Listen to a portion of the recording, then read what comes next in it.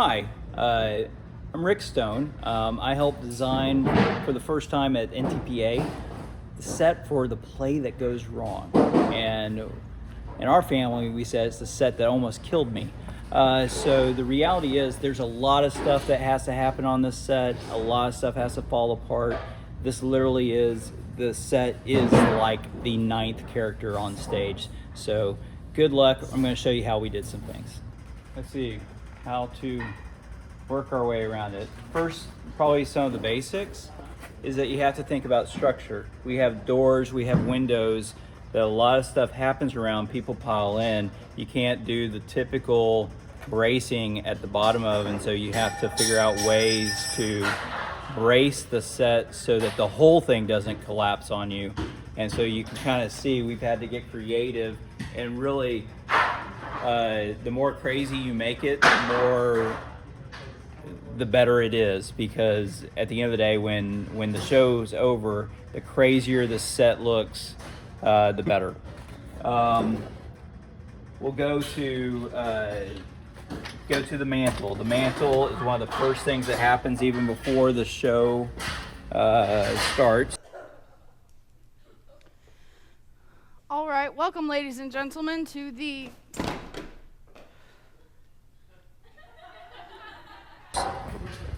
We have a mantelpiece on the fireplace.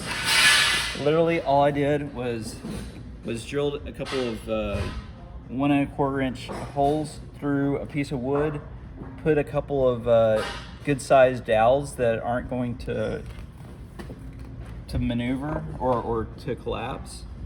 The mantle sits there perfectly. Somebody then comes from behind, literally pulls these two handles back.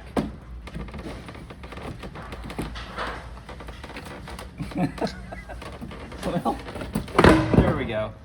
Pull the two handles back, and from the front, you can't really see that there's anything there. So when you have somebody coming from stage to hold it, they really can't figure out why it was sitting up there before and it's not sitting up here now. Okay.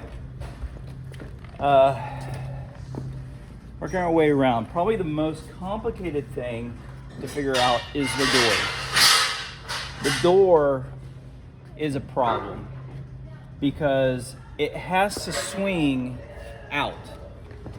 There are many times in the show where somebody's going to get hit by this door. After me, the murderer, how can you? I checked my bank record! So the door has to swing out, but the door also has to theoretically come off the hinges. Damn it! Charlie's locked the door! Where's help me, please! Okay. Well, we're trapped. Okay? As you can see, the problem with that is the hinges are on the outside. So how do you get a door to come off the hinges when the audience sees the hinge? That it has to swing in order for the door to open out. So what do? We doubled up the frame, and we started with trying to just do magnets. Magnets by themselves did not work, even though we got some really heavy-duty magnets. And you'll see there's going to be a lot of magnets. You're going to see a common theme with using magnets on the set. We use magnets, and there is, we definitely can pull the magnet out. You can see right here, we'll show this in a little bit. The magnets come out. There's one on both sides. So the magnet's out, and you can see already the door is much more loose. There's also, this is the key though, it was a gate latch. So the gate latch has to come over, and then suddenly it goes in. A typical gate latch just like this. You screw the top to one side, one door frame. You screw the other side of the latch to the other door frame. You double up the door frame. By the way, that's because if you look up, you'll see all of these flats are slightly canted top out so that when they fall, they are already positioned to fall in the future.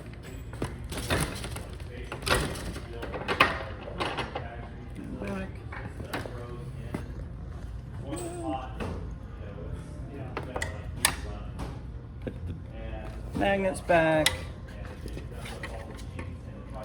And really on these magnets, and we'll show this on the flats later, you'll see we just have two, what they're called,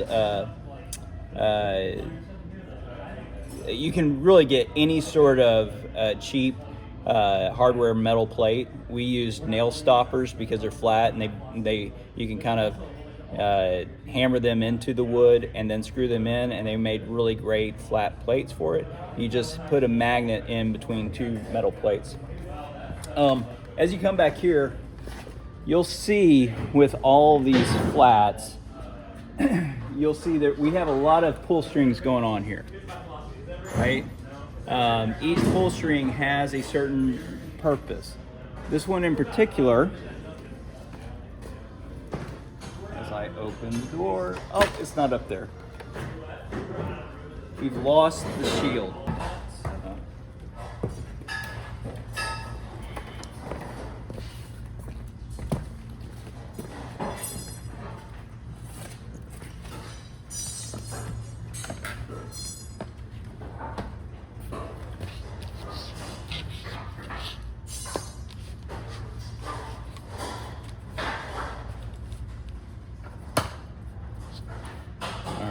Now I'm ready. All right, for the shield, there's a shield that's above this door that has to come and hit Chris in the face and then has to be easily removed. Charles's personal effects. Where would you like them, Inspector? Set them down on the mantelpiece. Ow. Again, tricks with magnets. We start off, we have one of our wonderful pull strings back here. You can see there's a magnet way up there, a circle magnet. You can see me pulling it away. It's attached to a string of additional magnets that are located on the shield. I pull this away. This is supposed to come down, and it's on a hinge. And right here, he can just rip it off and toss it to the side. The key thing there is just making sure, again, as we're setting the setup, that having that shield, anything that's supposed to fall, help it out a little bit. From the audience, it's going to appear flush and flat, but have it just slightly canted, any sort of little angle that you have. If you have it straight, flat, it's not going to do like what you want to. This shield is completely foam board. It's not going to hurt anybody. The only metal pieces are literally at the ends where you've got a string of magnets attached that go through the foam board flat, and you have a metal or a magnet here on the face of it that attaches to the hinge. Okay, the window. There's a lot of action that happens on the window. As you, once again, really critical, you have to support this window, and you can't have bracing at the base of the window like you would normally design a window. Anytime I do a window or a doorway, I always want to try to use something that's a little bit thicker to give it depth. Using a standard 1x4 or 1x3 or something of that nature doesn't make it, it just feels like a hole and not necessarily a window face. So here in this particular case, we used 1x6s to put a frame window. That's also going to provide a little bit more of a window sill for some of the activity that's going to take place. You notice we've got padding and all sorts of mats in place. You monster! You tried to kill Charles and you killed Cecil! How could you? How could you?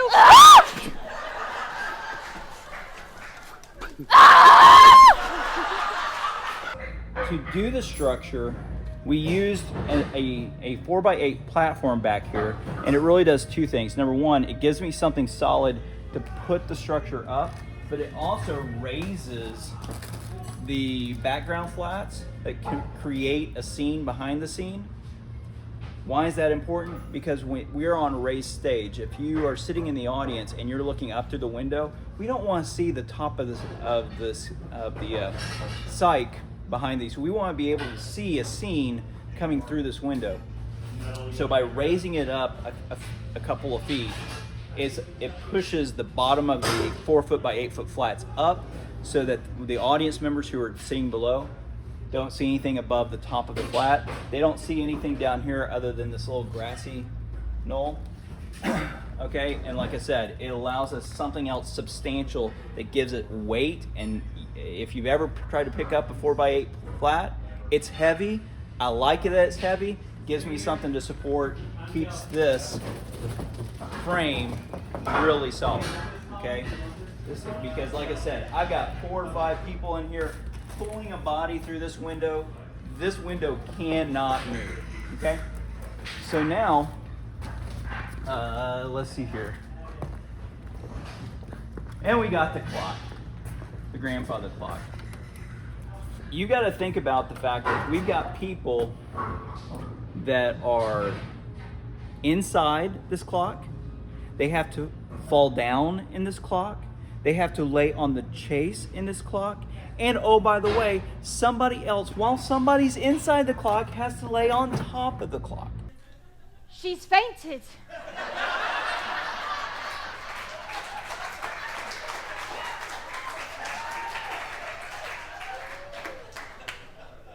It's all become too much for her. Quickly, lie her on the Chaise Lounge. We need help. We need you again. We need help again. Are we really doing this? 3, 2, 1. Up. Okay, and yeah, go. Get out. Of his inheritance. This is all a misunderstanding. Savior. Okay, so you see, this clock is going to be really heavy. Why? Because I got to use 2x4s. But it's okay. The sides, I started off using 3/4 inch plywood that was over the top. With this much structure in place with a 2x4, you can simply use 1/8 fiberboard, and it's fine, and it reduces the weight. The other thing, we got complaints about being a little claustrophobic. At one point in time, I had all sides enclosed. It was nice to actually take off the back side. It's never seen from the audience. Take off the back. Give the people that are having to live inside this clock for, I don't know, 20 or 30 minutes sometimes at a time, give them a little bit of breathing room. The hands have to be removable.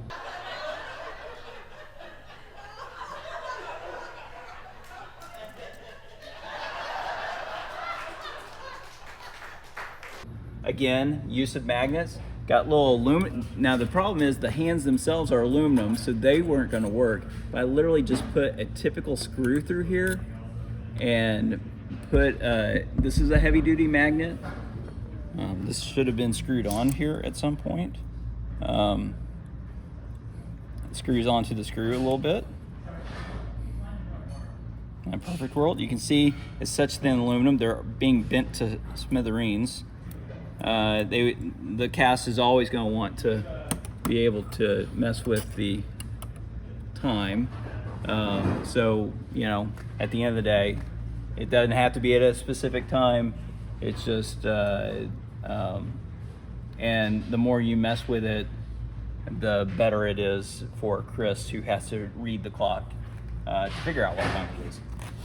So at one point, one of the actresses gets hit in the face with this door, obviously with sound effects, and then collapses. Oh, Arthur, you will...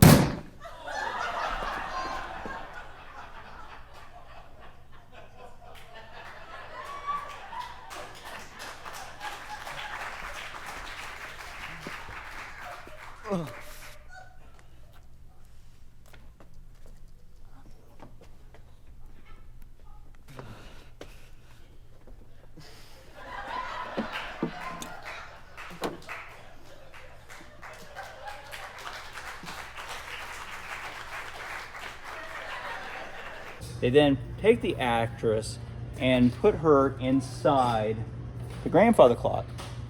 But, you know, some of our actors like to make sure that they continue to modify their appearance because she would have had a bruise.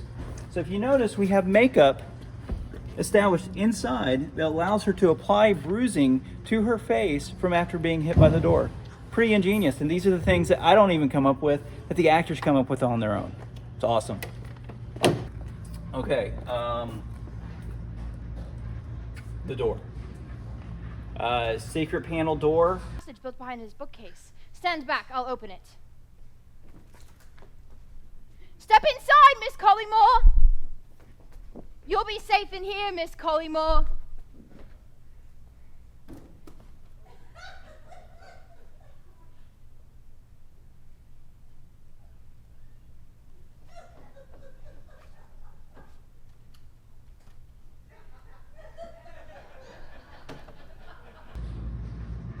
You can find Lazy Susan joints and put one on top, one at bottom.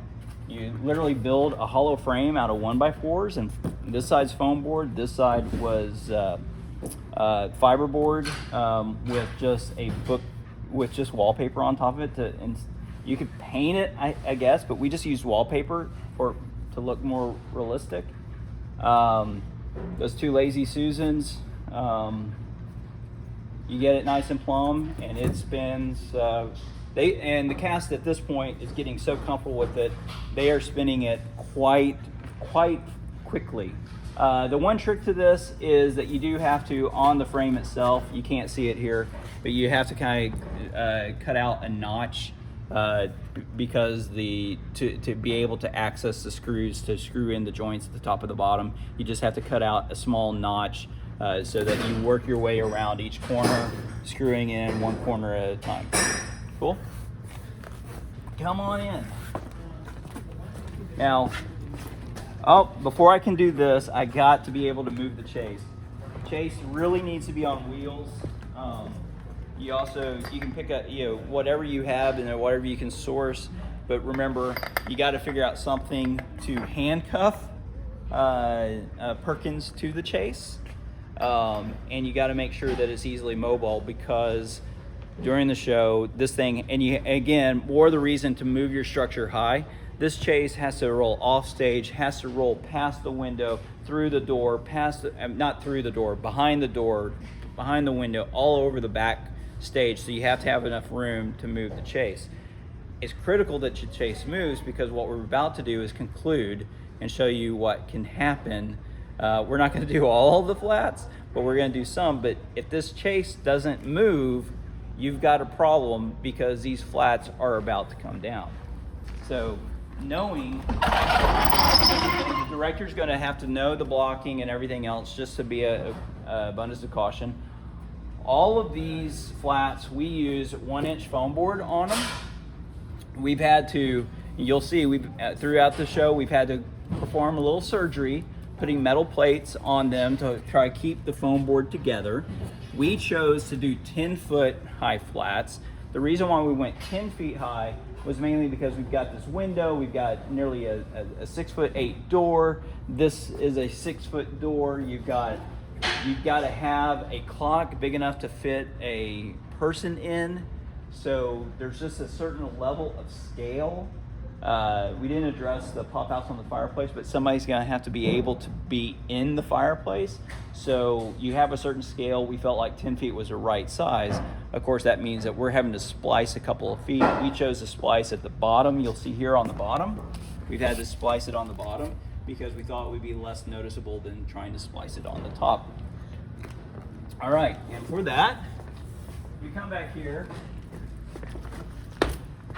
Once again, we've got a magnet on each corner.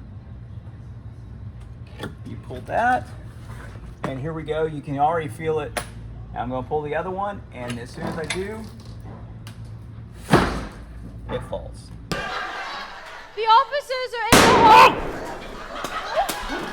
Are in the hall, sir! Oh my God!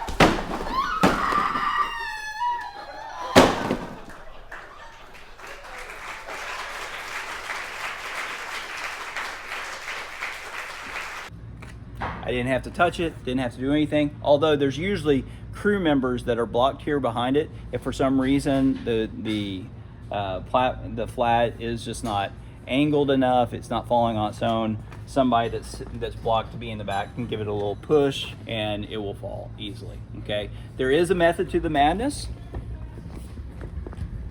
There is a series and there is typically an order. We typically go just so that the actors are prepared, so that everybody knows kind of what's happening. That it usually goes fireplace, bookcase, door, window. Window is center stage. It winds up being the biggest and sometimes the loudest. You will notice on a lot of these, just to keep them together, because we've had to do, we're about to launch our 16th of 16 shows. We wound up using 1x3s on both sides and really creating a sandwich to keep this foam board together, because falling day and night, it kind of comes up. So we've seen how it comes down, right? How does it go back up? Okay, because in our particular case, we were finishing one show at 9:30 and starting another one at 10 p.m. So we really didn't have another hour and a half to try and put all the set pieces back. So we had to think through that. So again, use of magnets. You see the metal plates up at top, right? Even though I'm a pretty short guy, I can sit up here, go right there, come here. I find the magnet that's pulled off, come here. Got that. Oh, Not flat. not flat. Got there. Then literally come back here. You can see the back of the flat. We've done a little bit of framing. We want to keep it light, just in case it happens to hit an actor. We don't want to create a serious injury. So it's very light framing, but we need the wood to keep the foam board from falling apart, basically. You can take it here. Walk it up. And you will hear it in just a second. We're coming. And we heard it connect. We have the same metal plates on the back side of the flats. The key thing is you want to push the legs as close to that back frame as possible, so that the whole flat, as you can see, is cantered. That'll help it fall. We just have an extra 1x3.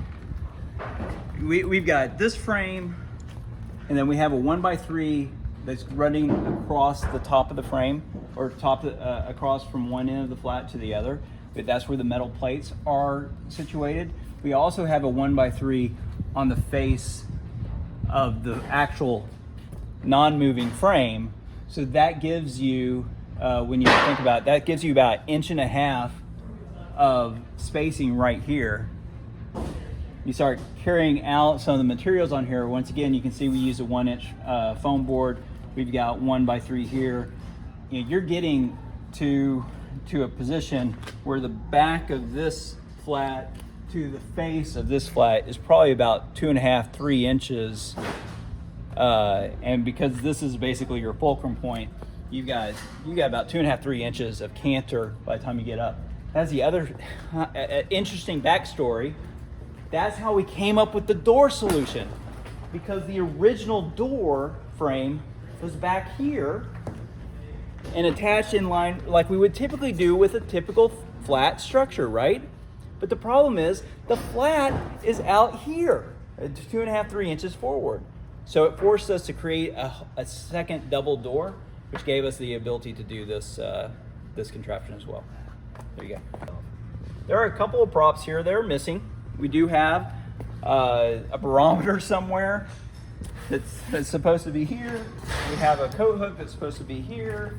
Have no idea where they are.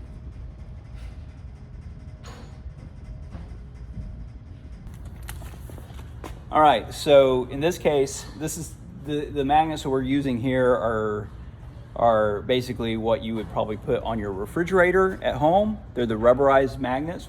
If you notice up there, we've got a black strip up there. And right here, we've got 2 strips right here on the painting itself. We just found a painting of whatever we wanted to. We said the idea was to try to get something with dogs. Put it on 1-inch foam board.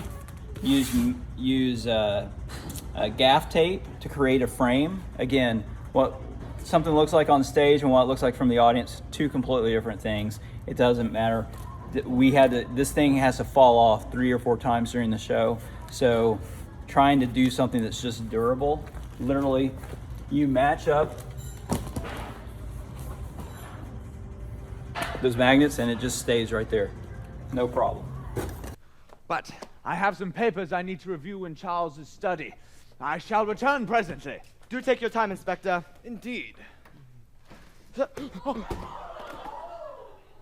So the crew really, because it's going to be dark deck here, so all these holes are going to be marked with strike tape, so you can kind of really be able to see where they are. Otherwise, it'd be off.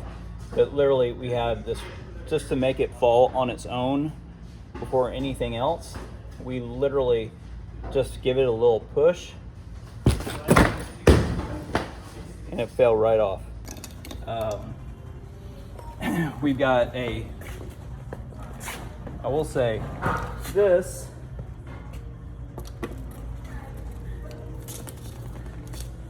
has a tendency to come off almost earlier every single show. I've just got a little block of wood with a coat hook on it, a little brass tube that you can pick up at any hardware store. It literally almost looks like a part of the coat hook, and literally we have somebody backstage if we need to. Like I said, sometimes the opening and shutting of the doors and the movement of it will pull it off prematurely, but at the end of the day, you can see I'm just pulling that rod back and it falls. But do you think it was murder, Perkins? Or do you think perhaps it was suicide? A lot of times, if it does like it's supposed to, there's a scene where Thomas puts his coat on the coat hook, and that's the first time somebody tries to use the coat hook, and it falls off at that point in time, typically. But like I said, sometimes it comes off with just the doors. On the other side of the door, we have similar concept. We have a barometer. My wonderful partners in crime, the Carlisle family, built this. Literally foam board, paper mache, and probably got some decals or something to make it look real. There's a hole in the back that's drilled out. It literally fits on that and just hangs right there. No magnets, no anything. Just like the coat hook. Surprisingly, probably because it's at an angle, this one doesn't fall off with the door as much. It's also on the window frame, so maybe that's the way it is. It's getting beat to smithereens, but at the end of the day, from the audience, you don't see it. Okay, again, we've already done 15 shows. One thing on the door I didn't mention was if you do this frame, it's always nice to have a door stopper at some point. It does two things. One, it keeps the door from coming in too far. I think early on we did not have this. This is one of the things we learned along the way. We had a cast member that for whatever reason decided the door needed to swing inward instead of outward, and literally started pulling the door literally off the hinges the wrong way. So we put a door stopper here just to prevent it from even being attempted to go there. And like I said, as the door slams, it gives it something to actually make a real live sound. You'll be sorry you ever laid a finger on my sister, Havisham. You'll be sorry! Ah!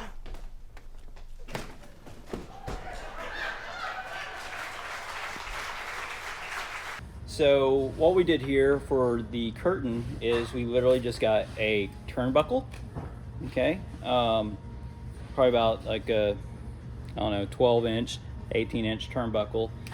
And we screwed it through just a 1x3, so that one side screwed in, gaff taped it just to make it even more secure. Well, what this does is create a lever. So there's a hole up here that goes through the flat, and then we've got a couple of positioning screws here and here to hold it in place. We've got one on either side. There we go. Same thing, couple of positioning screws. This holds it in place. This is really important to think about this because, like I said, there's a lot of activity that happens around the window, and if you're not careful, and if this is too loose, the curtain's going to fall. And we've got some stuff weighted on here that you don't want this falling on top of an actor that's kind of trying to be pulled through the window. Now, once we have the rods in place,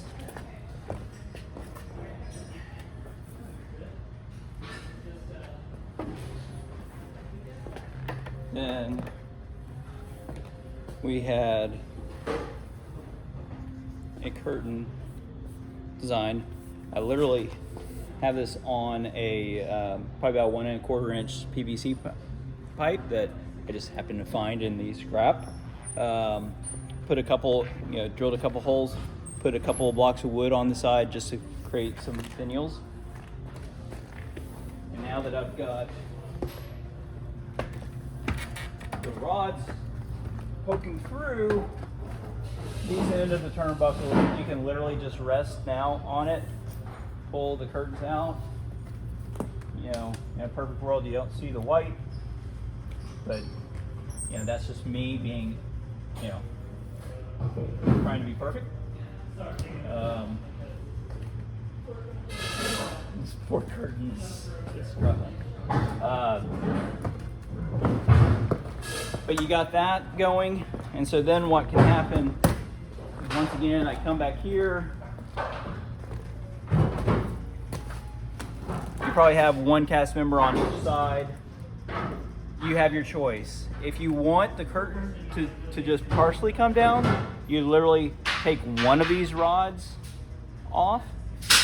If you want the whole curtain to come crashing down, you pull them out and you literally just pull them back. Okay? And then once that's done, these have to come out for the flat to fall later in the show. And that's why it's so hard. Sometimes we have to figure out where they store the curtain rods. So just a couple more things to show.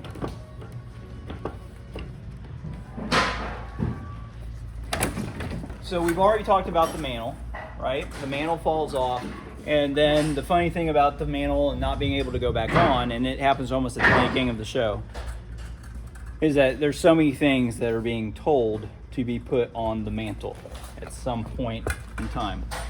So the mantle or the fireplace itself, you cut out, again, using foam board, and then on top of the foam board, I'll show you, we use joint compound to create a stone face look to it, and then did a wash paint on that.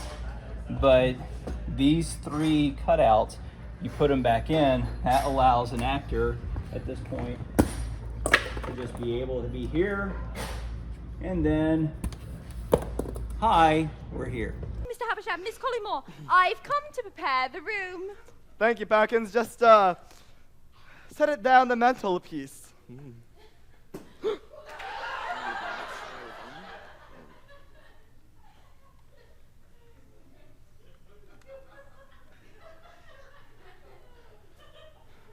That's good work. Thank you, Perkins.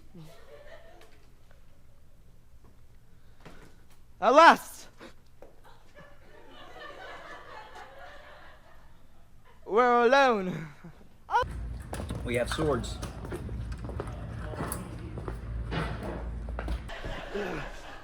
How dare you lay a finger on her, your own brother's fiancée? It's disgusting. No wonder your father hated you. Don't you speak about my father, Collymore. The time has come for you to answer to me for your indiscretions. So in this particular case, we picked up these swords. I'm not sure where they came from, honestly, but they have they're a typical fencing sword, so they have a pretty heavy handle. Because of that, we need something to really build out to be proud. So we've just literally attached a 2x4, and you can see I've got a series of magnets at different levels.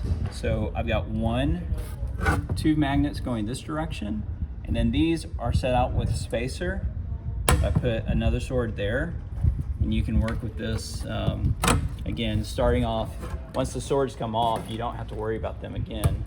But I always try to get them to be a perfect X, and then when the actors come in, they literally and just slide it right off, and it works. I always put the bottom one on first, top one on second. I find it interesting. Well, well, well. What is it, Inspector? Charles' newly written last will and testament, dated only today!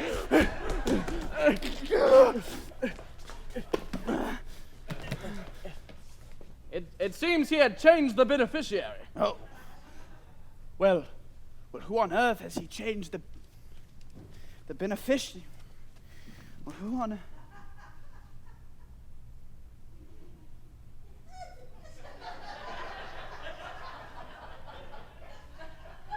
Good Lord! That's right! He's leaving it all to Perkins. The time has come to confront Perkins and tell her we know what she has done. Let's go find her. At once, Inspector.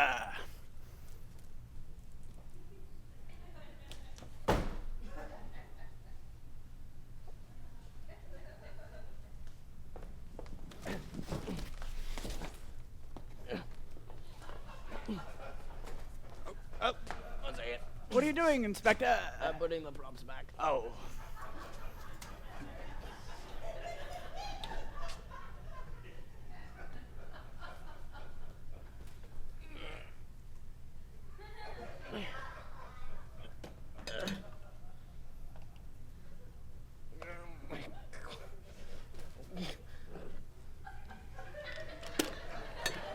There we go.